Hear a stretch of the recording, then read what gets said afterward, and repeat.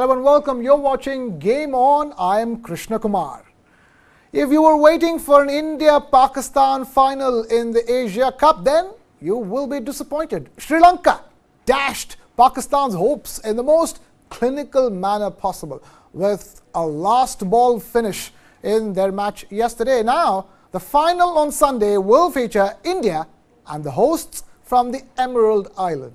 But before that, India have another game on hand against Bangladesh, who were the first team to crash out of the race for a berth in the Asia Cup finals. Weather predictions, like all match days in Colombo, is not very good for today as well.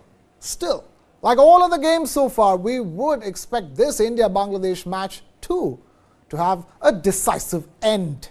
I'm joined by our very two eminent experts of cricket, Jamie Alter and Chetan Narula, on the show. To start things off, Jamie, Chetan, gentlemen, your first thoughts on the relevance of this India-Bangladesh match, which in cliche terms would be called as a dead rubber. Chetan.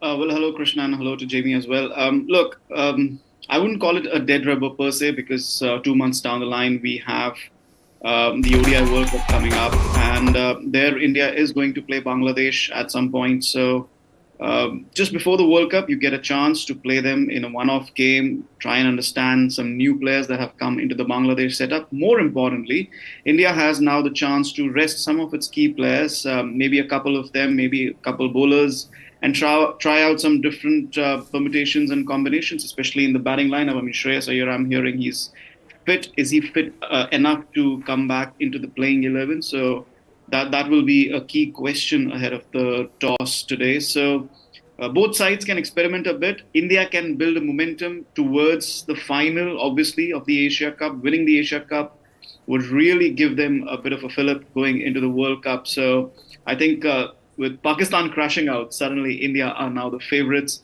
for the title. So yeah, I don't think it's a dead rubber per se. Okay. We're talking about the title in the finals. We'll get to the finals, but we'll just begin with Jamie's thoughts on India versus Bangladesh. Again, great opportunity then for India to experiment, or do you think we've done enough experimentation already so far? We should sort of keep the momentum going for this match as well. Yeah, good afternoon.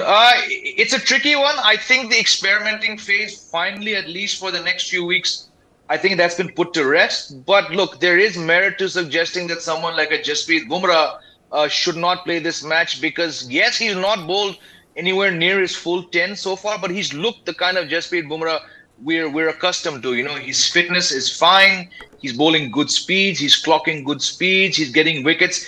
He's pretty much doing what you expect of him in the power play. So he's the first name to my mind that I would say needs to be rested. Also, you need to look at what Mohammad Shami still offers you. He's definitely your third frontline pacer. Probably stands to play 2 to 3 matches during the World Cup when India rest or rotate either of Jasprit Bumrah and Mohammad Siraj. Because he looked so off color in that match against Nepal, I would say he should play today. Beyond that, I mean, look, the only other name which actually, to my mind, merits some rest is Hardik Pandya, only because he needs to be wrapped in cotton wool so often. He's a vital player, even when not in form, what he offers you. And we've seen in this Asia Cup, taking the new ball, clocking 140, getting vital breakthroughs, reviving the team when the chips are down. He, along with Bumrah, are probably the two most vital players keeping the World Cup. So these are two players I would expect to be rested. Beyond that, I mean, if Shreyas Iyer is fit, I hope he comes back in. If he's not fit, then I don't see any need for change. There's some theories going around they might rest Virat Kohli. Knowing the competitive nature of Virat Kohli, I don't think, no matter how fatigued he might be, I just don't see Virat Kohli willingly opting to sit out this match. But if he is rested, I don't think it would surprise many people. Beyond that, the only weak link in this team is Suryakumar Yadav. If he is going to be called on during the World Cup at any stage, if a batsman is injured or rested, I would believe the Indian team would want to see him, what he can do now, because you wouldn't want a rusty Suryakumar Yadav walking in against any of those 9 teams in the World Cup when he hasn't had any good match practice. So that's one player I would also like to see today. Whether it's going to happen, with this Indian team, as Chetan knows, you really cannot predict much. Right. One thing for sure, India is not taking Bangladesh lightly. Let me just pull out that quote that Paras Mambre, the bowling coach of India, had given. He said, they, as in Bangladesh, have been very competitive in the last few years. They've played good cricket. They have a good fast bowling group coming through. And we have to play to our potential. So that's the word coming in from Paras Mambre. Chetan, clearly, talk to us your thoughts on that bowling unit of Bangladesh. And we clearly don't want to have a disappointment in a day before we face Sri Lanka in the finals. Absolutely not. You wouldn't want to take them lightly. But having said that, they've kind of been off color through this tournament. I mean, especially when they were playing in Sri Lanka, given the conditions, with the moisture around, with a bit of rain around, two-paced pitches in Sri Lanka, pacers from the other sides have done pretty well. Maybe the Indian and the Pakistani pacers have done better than the Sri Lankan pacers. Even Afghanistan pacers had a bit of a say there. So I think the Bangladeshi pacers haven't really risen up to the mark in this particular tournament, and that's a bit of a worry. Mustafizur Rahman, he was in the first game, he hasn't featured since. So heading into the World Cup, and it's not just the only problem with Bangladesh, let me also just say that. Heading into the World Cup, I think even when compared to, say, somebody like Afghanistan, Bangladesh do not seem properly prepared or even looking to the tournament. And before the tournament, they said that, they're not looking at the Asia Cup as a preparation for the World Cup, which was probably a weird statement in its own. So I'm not really sure what's happening in that particular dressing room. Weird statement. Wasn't it, Jamie, that now why wouldn't you look at Asia Cup as a preparation for the World Cup? And that's sort of shown in their performance in this tournament also, hasn't it, Jamie? Absolutely. Equally strange statements have come from the mouths of Rohit Sharma and Rahul Dravid in recent times. So I think captains and coaches giving banal statements has become sort of the norm. Maybe there's some WhatsApp group going around that we don't know of where they're told to make these statements. But look, Chetan is absolutely on the spot. It's not just about fast bowlers. Bangladesh cricket, and I've said this before, it's unfortunate that, the status they've been afforded, they do punch above their weight sometimes. 2011 World Cup, they beat England. 2015, they beat England, knocked them out both times. But these performances, Krishna, are just too few and far between. Given the amount of time they've been playing one-day cricket, they have players who have succeeded across formats against the bigger teams, the bigger brothers. But somehow, like Chetan just mentioned, they don't always look to be in the best shape going into any major tournament. They have a decent record in at least getting to knockout stages. We saw it in 15. We saw it in the 2017 Champions Trophy. They do things. The Asia Cup final of 2018, India beat them in the final.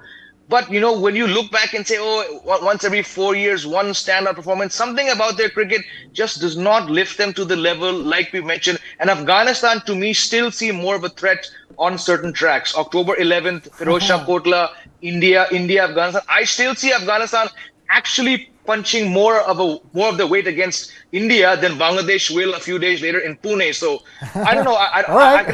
I'm no expert on them, but they just do not seem like a trophy-winning side. You know what I'm saying? Fair enough. I know exactly what you're saying, and it doesn't couch too much. It's like telling a team that they're just not capable of winning any trophy. Leave it on Asia Cup. Forget about aspiring for the World Cup. But Jamie, we will leave this bit for a bit because there is a toss coming up for India versus Bangladesh. We'll come back to this match a little later. But for now, let's get back to the match that was completed yesterday. A thrilling match. Sri Lanka needed to score 6 runs per over for 42 overs to win their rain-curtailed match against Pakistan. And the trajectory of their scores continued along the lines of what was required before Shaheen Afridi dealt 2 crucial blows in the penultimate over of the Sri Lankan innings, leaving the hosts to score 8 runs of the last 6 deliveries. Skipper of Pakistan, Babar Azam, handed the ball to Zaman Khan, a debutant who conceded only 2 of the first 3 deliveries. And then there was that run out of the 4th ball. With Sri Lanka needing 6 of the last 2 deliveries, the Pakistan camp had started preparing for celebrations. Celebrations to win the match and celebrations to reach the finals and meet India in the finals. But what transpired over the next 2 balls was what made the difference. Charita Asalanka did it for Sri Lanka with an unbeaten 49, and it was heartbreak for Pakistan and a young bowler playing his first match in his greens. Now, first thing I want to ask both Jamie and Chetan. Chetan, I'll begin with you. Is did you expect that finish? And as you were heading into the last over, who was your money on? And how did it change after 4 balls? No, I mean, I didn't expect. I expected a close finish with the way the game was going, because even throughout Sri Lanka's innings, they were, like you mentioned, that they were chugging along really nicely at 6 and over. There was no break. There were no breaks in between, and their batting was really going along well. But at no point did they really, break free of the asking rate. They put the Pakistani team under pressure, yes, but they were not really clear that Pakistan needed to do something out of the ordinary to, pull a rabbit out of the hat. So it was always an even Steven innings that Sri Lanka was playing. And with such innings, you expect it to go close. You expect it to go fine. I expected, whenever that big partnership was going to be broken, I expected Pakistan to fight back. And that's what happened. Whenever, as soon as, Kushal Mendes got out for 91. I mean, what a terrific knock. Some of the cut shots and cover drives he played, it was absolutely brilliant to watch the way he pierced the field. But the moment they lost him, you knew that Pakistan would come back into the game with Shaheen Afridi. Yes, they had a debutant pace bowler. But again, that just underlines the strength of Pakistan's pace attack at the moment, that they have so many pace bowlers to come up with the goods, that even a debutant, had the gall to take the match to the last over, the last ball. All right. Having said that, right, their spin attack is the weakness, and which is what Sri Lanka really counted on and made complete benefit of to win this game. All right. So, Zaman Khan, our thoughts and prayers are with him for what he had to go through on that last over. But if I were to ask you, Jamie, your thoughts on the game, fascinating game of cricket for any fans of cricket out there, irrespective of who you support or you don't support, let that be said, a great game of cricket. But did you expect Sri Lanka to finally pull through? Did you expect a 4 and a 2 in the last 2 balls from Charita Asalanka? Look, it was a cracker, and it was, like you said, it was a very fitting virtual semi-final, because here are 2 teams which, both of them, while the world and their uncle can say that India should get there, and look at how it was designed that India had the easiest route to get to the final. Here are 2 teams saying, hang on.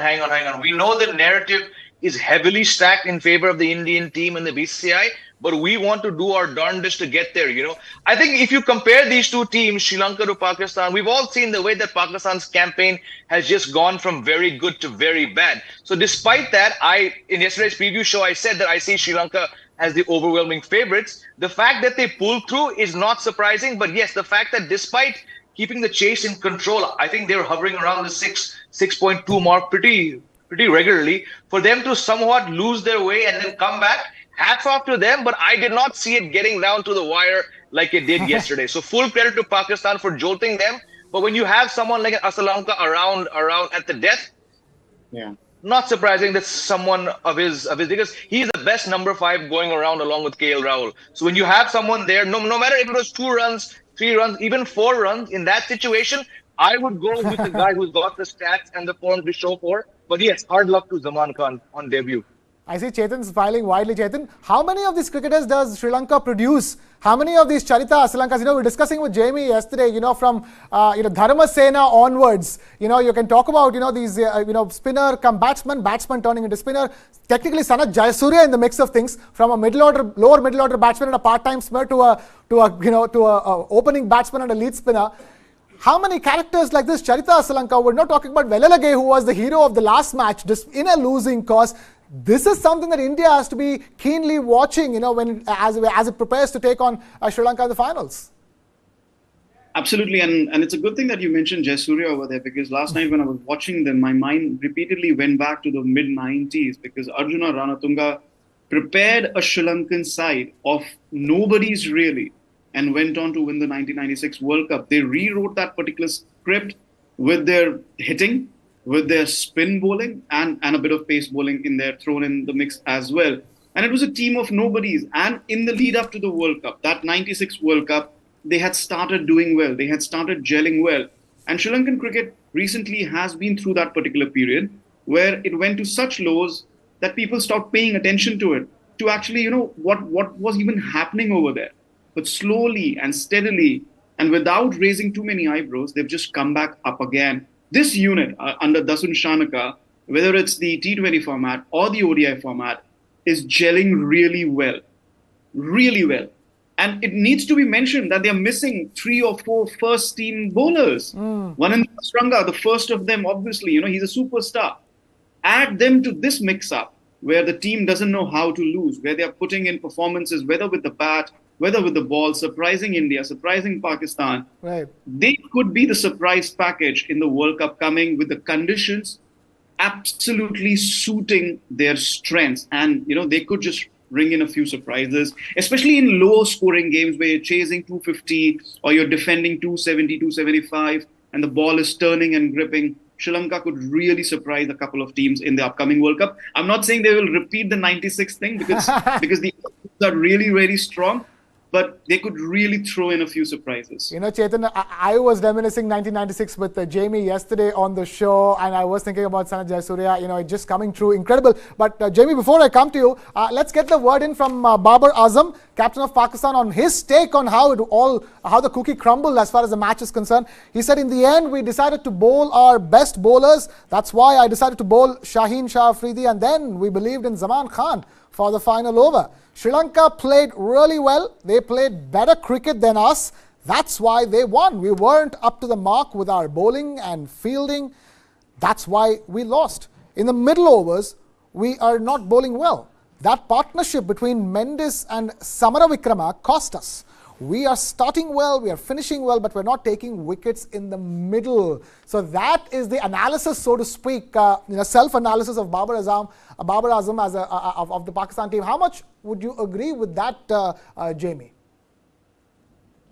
Look, like I just mentioned, Krishna, the fact that they've gone from that statement win by 238 odd runs against Nepal to then, yes, they dominated that match against India, but let's not forget that the scoreline of 66 for 4 was allowed to get to 266 for 4. So when you concede 200 runs from, after having them down on the mat, there were some problems there. And then the moment they ran into India the second time around, it just did not look like the same team, right? And yes, Babar Azam did make some tactical mistakes. I thought even in the previous match, putting so much faith in Iftikhar Ahmed after you've taken the call to drop Mohammad Nawaz. So not just his bowling decisions have been strange. Again, we have to admit the fact that not having Naseem Shah and Haris Rauf, that is 2/3 of this fantastic pace bowling trio, not around, is obviously a big problem. I mean, look, we discussed yesterday, they had already named their 11 and then they make the surprise of making those changes there. The man they dropped, Fakhar Zaman, he comes back in because Imam has a niggle. Who knows? All these murmurs of infighting and rifts, it just leads to a picture of a very disjointed team, which for the majority of this tournament, right here on this platform, we were talking about how settled they've looked. But one defeat and the whole thing goes topsy-turvy. Now you're getting statements from Shoaib Akhtar and Ramiz Raja, like we've discussed. All the pointing has started. All the babble has begun on YouTube and social media. And I just think, what we've seen, it's only 3 matches. You can argue that that's not enough sample size. But now I just don't see Pakistan as a force I personally was seeing them heading into the World Cup, because not just injuries, just suddenly a team which dominates is now sort of lumbering through their cricket. So I think they have a lot to worry. And like we've been discussing on past shows, that the absence of a strong spinner to support Shadab Khan, that perhaps when the dust settles on their campaign, no matter where they end up 2 months from now, that could be the biggest weak link. A struggling Shadab Khan and not having enough options to support him. Iftikhar Ahmed, yes, he got 3 wickets yesterday, but before this, he's been pretty average in the Asia Cup. So big problems for Pakistan ahead of the World Cup. Big problems for Pakistan ahead of the World Cup. Chetan, quick question to you. While watching that close finish, Indian team, watching that close finish, who would they have preferred in the finals? Going by the way it was, and how the fortunes changed. I'm not sure, really. I'm pretty sure who the Star Sports people would have wanted. That's Pakistan for sure. Whether it's their marketing team or their broadcast team, they must have been cheering for Pakistan, definitely. But again, with the Indian team, knowing how they operate doesn't really matter to them. I think the Indian fans would have probably liked to have Pakistan, but just from a momentum perspective, just from a confidence perspective, I think Sri Lanka is.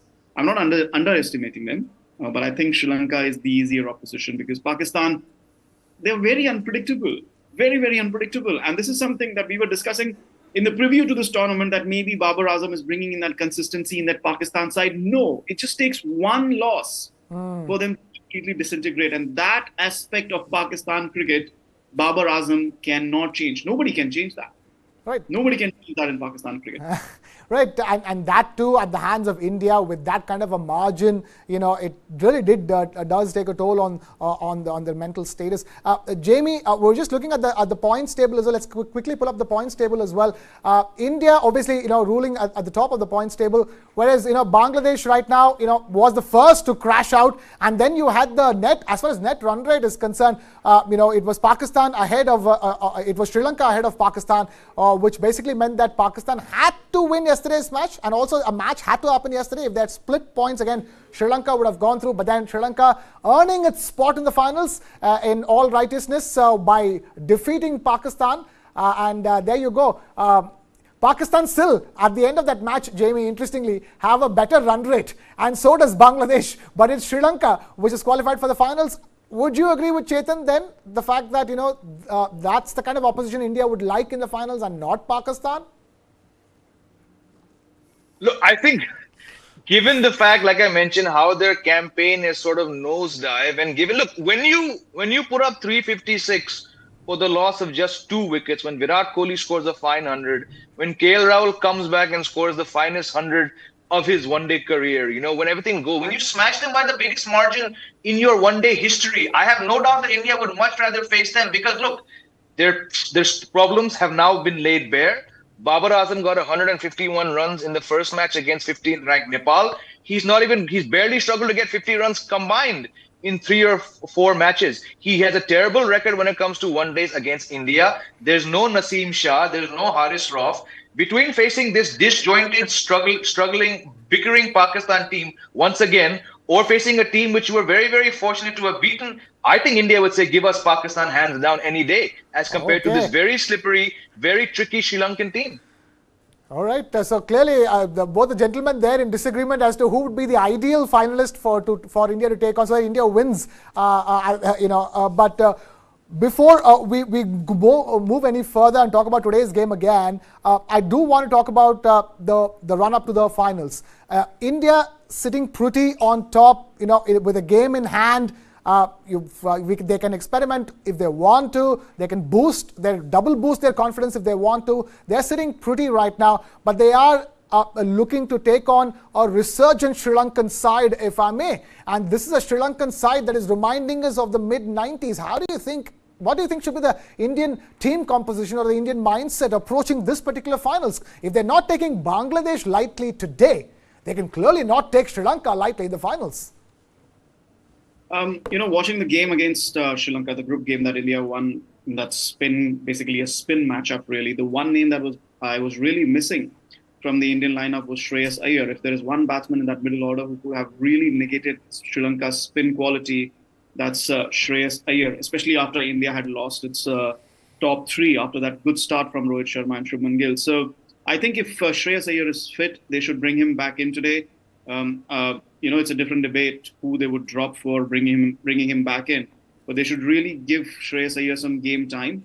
If he's fit, then he could be very, very useful in the final against Sri Lanka, because I'm expecting, again, a slow wicket in the final, with the Sri Lankan spinners and the Indian spinners having a lot to say. So I think Shreyas Iyer is somebody that, even with the World Cup, just keep the World Cup on a back burner. Even if we just talk about the final, I think India really do need Shreyas Iyer against Sri Lankan spinners. All right, Shreyas Iyer. Jamie, your thoughts on how we should approach this particular finals? Because let's face it, before a World Cup, it always helps to have a trophy in hand as you enter a World Cup. Oh, absolutely. And I think this Indian team owes it to the fans. It's been 5 years and counting that any men's team got their hand on a trophy. It was a 2018 Asia Cup the last time it was played in the one-day format. October 2018, Rohit Sharma was captain. Virat Kohli had been rested. We talked about banal statements. A few banal statements were made by captain and coach during that Asia Cup, So look, since then, the Indian team has reached two finals, both of them the WTC finals. The first one, absolutely blundered in their team selection, utterly outclassed by New Zealand. And the same thing, unfortunately, the blunder was repeated a few months ago at the Oval against Australia. Since then, they've got to quarterfinals, they've got to semifinals. But when you go 5 years and you lay claims to being the source of the financial might of world cricket, when you have the best depth, the best infrastructure, superstar players, and in 5 years you don't have a single trophy to show for, more than whatever happens, the Indian team owes it to the fans, the same fanatic at times. Chetan and I have used the word unfortunate. Fans who brave everything, who brave lathi charges and ticketing fiascos and rain, and they stand, they cheer, they spend money. The NRIs flock into India and Asia from around the world. These fans, even though I don't hold the Asia Cup in any high esteem, the Indian cricket team needs to show its fans that, you know what, weeks from the World Cup, we are a title-winning trophy. This time last year, they failed to reach the final of the Asia Cup, So, of course, the World Cup remains the bigger picture, and I'm very, very glad that things are now falling into place ahead of that World Cup. But if India do not win this Asia Cup, to my mind, it will be a disaster. Okay, that's pretty much where things stand, doesn't it, Chetan? This is not a question of if or not, but how well we can win this final and how much that can sort of set the tone for our World Cup campaign. Absolutely, no doubt in my mind that India must win this final now. Like I said before at the start of the show, with Pakistan getting knocked out, India obviously are the favourites. Sri Lanka, yes, they are hosts. They'll be playing at the home ground.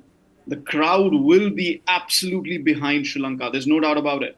But India remain the favourites for that final, for this tournament, now that Pakistan have been knocked out. And even if Pakistan wouldn't have been knocked out, given the way that India have played in their last three games, and Pakistan, only would have huffed and puffed their way into the final, India would have been firm favourites. And I agree with Jimmy. With the World Cup on the horizon, you need this trophy. You need to tell your fans, look, yes, we experimented. Our permutations and combinations in West Indies didn't go really right, but we still knew what we were doing. Our plans were in place. And now that we have the full side, we could execute them. And we are still the best side in these conditions, even in Asia. So let the other teams come to India for the World Cup. We will beat them too. That's the message you want to send out, the positivity you want to send out to the fans before the World Cup at home. Absolutely, especially considering data is against us, as Jamie was pointing out. It's been, 5 years since we got our hands on an ICC trophy. And in that sense, this finals is of momentous importance for India. And it talks a lot about game preparedness when it comes to finals, because game preparedness for a tournament is different, game preparedness for any game is different, but game preparedness for finals, what happens in finals day? Because you take the teams out on paper, you clearly know where, which team has all the chances of winning, but it's never about what's on paper, especially when it comes to days like finals, isn't it, Jamie?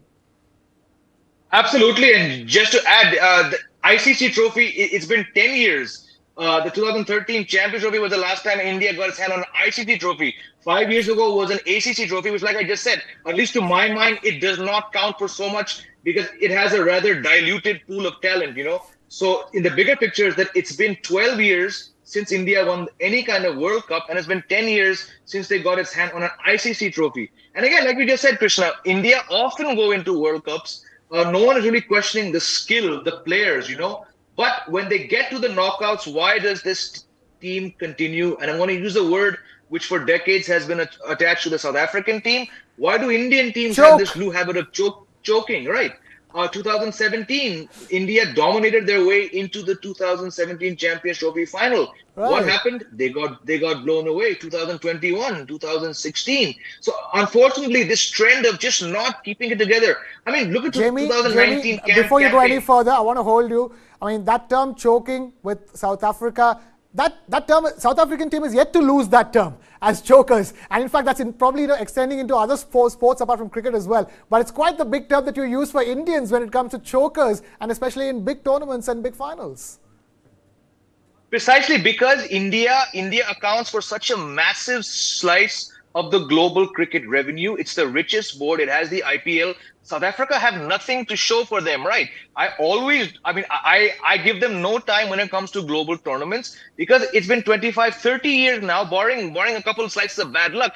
It's been their own fault, but they have nothing to show. Their cricket is not very robust. We have this fantastic structure, the best services, the IPL, and still it's been 12 years and you don't have a World Cup to show for. 2007, India won the first T20 World Cup. We're looking at 16, 17 years later, you haven't even come close to winning it. So it's against that backdrop that I feel that if you want to talk about the real chokers, to my mind, I have no doubt it is our Indian cricket team. Okay, strong terms. Chetan, I've been a South African cricket fan. That's the reason why I'm even, discussing this with Jamie and trying to refute him a little bit. I know the heartbreak that you get when you're following the South African team as your favorite and how it happens to them in big tournaments, because they play the cricket that makes you fall in love with them. They play the cricket that makes you admire how well they play this cricket, and those terms strangely are applying to India. You see, you pick a cricketer, you pick the quality of their shots, bowlers, batsmen, but at the end of the day, especially when you compare it with sports like football, it doesn't matter as long as the ball goes inside the netting, it crosses the line. So as far as cricket is concerned, then it should not matter whatever is the situation. You need to be winning those big tournaments and big finals, especially with the kind of economic might that you come with as a sporting team. Absolutely, and with South Africa, it was a bit unlucky, like Jamie said. I mean, more often than not, they've just been unlucky. Yes, there have been incidents where their losses have been thanks to their own making, but it's just a run of poor luck most of the times. And also, you have to understand that South African cricket is probably not as big as the Indian cricket structure or the Indian financial might. So probably they do not have as many big moments. If we just start counting from when the IPL began, 2008, all these players, they experience big moments on the biggest stage year after year. And even then, for them to not come close to winning an ICC trophy, the T20 World Cup, when was the last time they were in the final? 2014, if I remember correctly. 2016 in the semi-final, they lost against West Indies in Mumbai. Should they have lost that game? No, they shouldn't have. Because these players experience these conditions, experience these moments year after year. So the term choker, was probably a bit unfair on South Africa, but obviously you needed to give them that term. But Indian team has absolutely deserved it. Absolutely deserved it. And again, I should also underline this. It is also of their own making. You look at the 2019 ODI World Cup, that number 4 conundrum. You look at the World Test Championship, 2 World Test Championship finals. It's of their own making, not picking the proper sides, not backing the right players. Too much permutations and combinations in the big moments. That's been the problem. Whenever the big moments have come in, the South Africans have probably not performed in those big moments. India, on the other hand, have not picked the right players in those big moments. So that's been the differentiation, but there's no doubt in my mind that since 2013, India have really choked on a few occasions, not every occasion, but especially on a few occasions when they should have won the trophy and not the other team. Right, those are the facts of the matter, as it were. You can't look away from that. Jamie, from that perspective, this final is extremely important to say the least. What kind of a team composition, from at this stage, you see they have an Asalanka, they have a Welelage, you see the batting that they have. Do you think India needs to change its combinations for the finals to counter this kind of a Sri Lankan team, or does it have to do exactly what it's been doing all this tournament right? To my mind, the only major change would be which of the two all-rounders play. If the conditions, and here it's very important to understand how it's going to play underfoot more than overhead. If it's going to be anywhere near remotely a spinning track or a slow and low wicket, probably this team will bat Akshar Patel. But for that to happen, it's very, very crucial to see what happens right now. Toss has been won. India have chosen to field. I'm just waiting to see which of the two all-rounders is playing today. If it's going to be a turning wicket, then they need to play Akshar Patel ahead of Shardul Thakur. If it's going to be flat, if it's going to be seam-friendly, which is not going to be, frankly, then Shardul Thakur plays. Beyond that, absolutely no need to change. Play the same 11, barring drop of Patel and bring Shardul Thakur if it's going to be a rather run-friendly wicket. Right, Chetan, your thoughts? I'm guessing since you've tracked exactly how they've got selection wrong for the last decade, any thoughts from your side to the Indian cricket team on what they should or should not do? I mean, I'm actually looking at the Indian team sheet right now, and there's no Shreyas Iyer. He has not recovered sufficiently. So that was the one change that I was really looking to watch out for. Apart from that, the big news is that Virat Kohli is missing out, and Tilak Varma has made his debut. So all right, it'll take a few moments to wrap my head around this. Cool. I think we should first just to put things into perspective. Chetan is talking about the selection for the India versus Bangladesh game. He was hoping that Shreyas Iyer would have been part of the team so that he can be prepped for the finals eventually, if possible. But the fact of the matter is that Shreyas Iyer is not in the team. Virat Kohli is not playing. Tilak Varma is a debutant in this match. He gets an India cap. That's the latest update.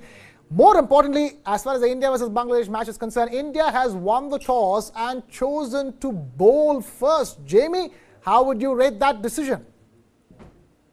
Decision is fine. I think the Indian team needs to be put under pressure chasing, let's say, Bangladesh. Bangladesh have a very good chance of crossing 250 because India have made not one but 5 changes today. I think this is a good decision. India need to be put under pressure chasing. Let's hope the India win, but let's hope that the target is in excess of 260, maybe 270, because this team with the changes would probably come off very, very confident if they can somehow pull it off because they've not been put under pressure chasing. Look, we have 5 changes. Suryakumar Yadav, I expected him to come in.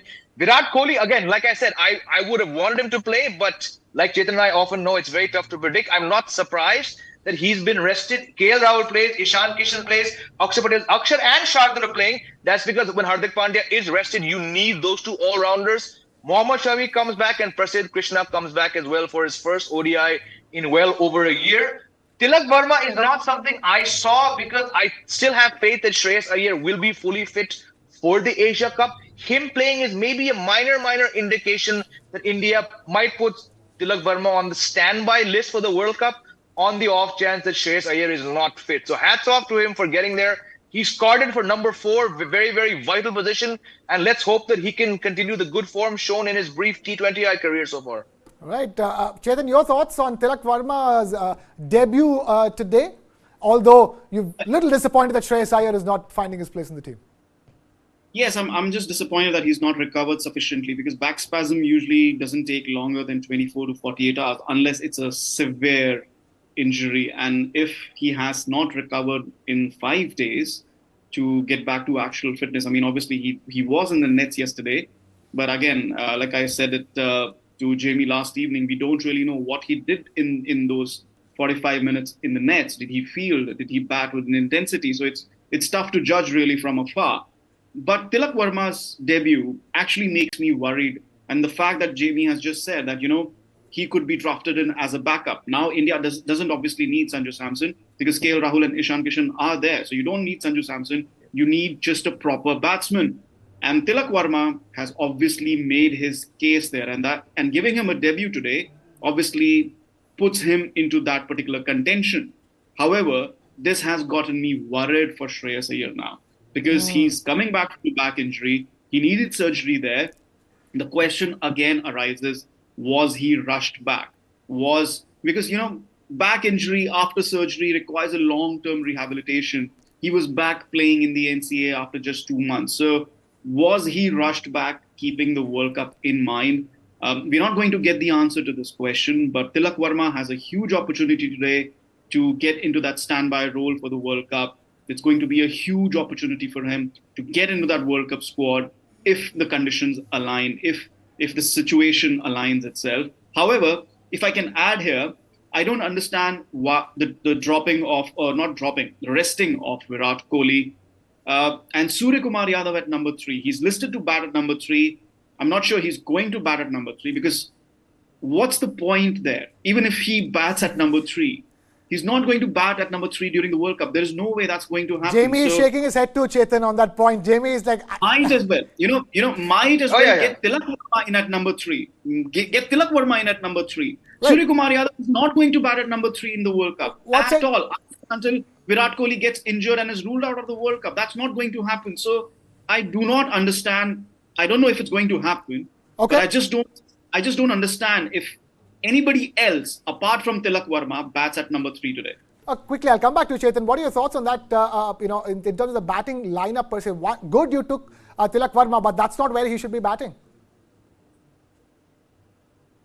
No, I think if Tilak Varma gets into your 11, then he should be batting 3 or 4. But like Ketan said, we've discussed this on numerous shows.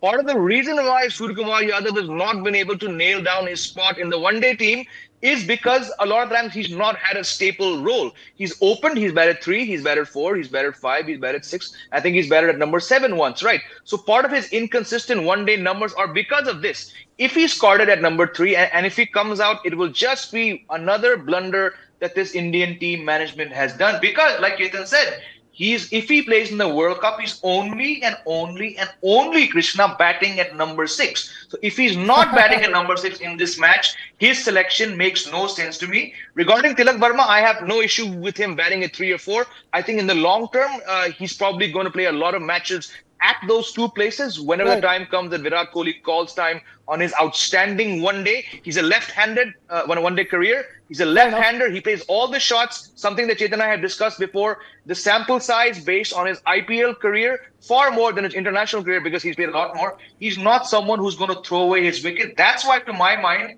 Tilak Varma's longer role in this team is at 3, ideally 4 in my book. But with Shreyas Iyer still around for several years, probably it'll be number 3 whenever Virat Kohli steps aside.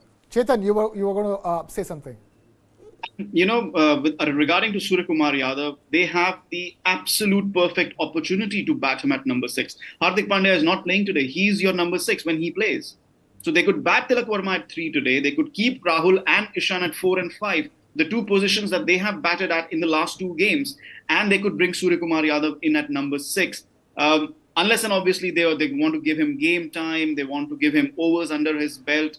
I'm not sure what really is happening. But again, like Jamie said, it would be an exercise in futility if you're bringing in Suryakumar Yadav at number 3 just to give him game time. You have the perfect opportunity at number 6. But again, depending on how the situation develops, we'll have to wait and watch what this Indian team management does. All right, shake of the head from Jamie again. Jamie, again, before we go to individual changes, the and Tilak Varma, these are the experiments. Prasidh Krishna is the experiment. Jasprit Bumrah being rested, no one is surprised. We all knew that was going to happen the moment they qualified because he has the most vital role to play in the World Cup. Shami had to be tried.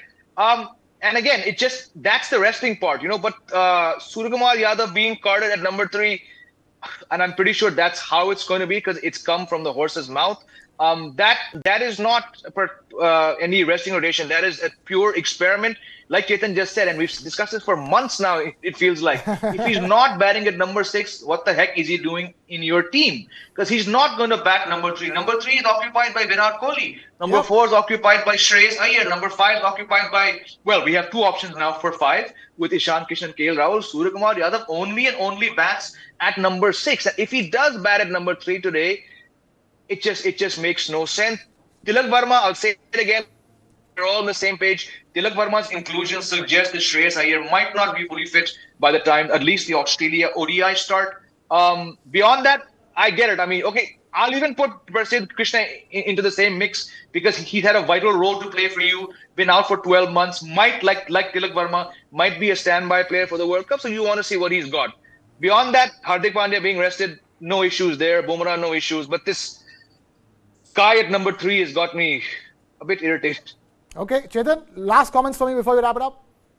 Yeah, the issue that I have with India's bowling here is that first of all, they are only picking 5 bowlers today. Hardik Pandya gives you that 6th bowler option. So unless they are hoping that Tilak Varma will roll over his arm, and if you need Tilak Varma to roll over his arm against Bangladesh, then you're in serious trouble. So this 5 bowler attack, that will be under pressure. 1. The other thing that I'm not very happy about is Kuldeep Yadav sitting out. Kuldeep Yadav, he's been bowling superbly. Right. Absolutely superbly.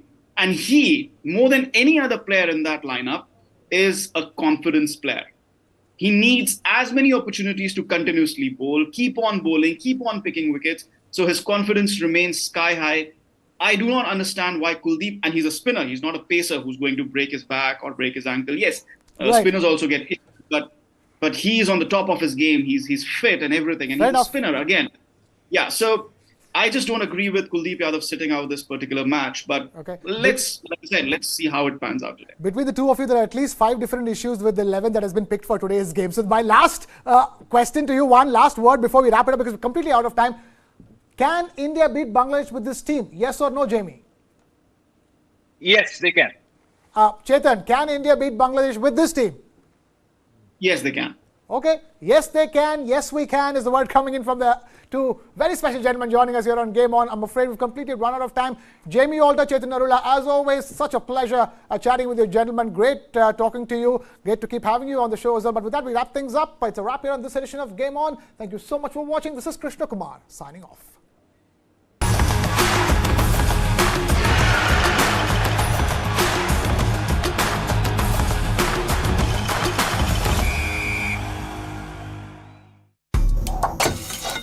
China won't let us rest easy on our borders, but they will keep flooding our markets. What does Xi Jinping really want? I think he wants the Indian market, no doubt about it. It's really a matter of showing their dominance. India